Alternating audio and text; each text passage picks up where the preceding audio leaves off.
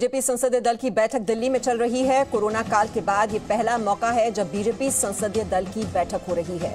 इस बैठक को थोड़ी देर में प्रधानमंत्री नरेंद्र मोदी भी संबोधित करेंगे।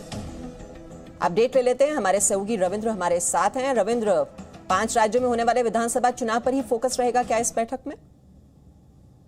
बिल्कुल, प्रधानमंत्री नरेंद्र मोदी का अपने सांसदों को देने वाला भाषण शुरू हो गया, जो हमें जानकारी मिल रही है।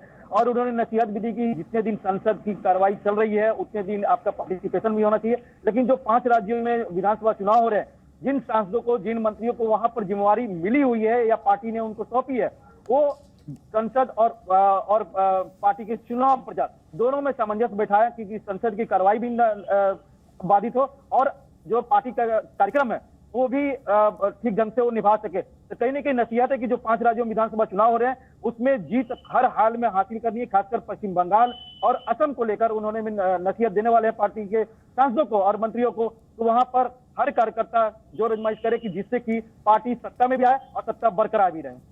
जी, और विकास कार्य को किस तरह से लोगों के बीच लेकर जाना है, किस तरह से निजी हमले करने से बचना है, ये दिशा निर्देश लगातार वैसे प्रधानमंत्री नरेंद्र मोदी अपने सांसदों को हर बैठक में देते हैं। रविंद्र,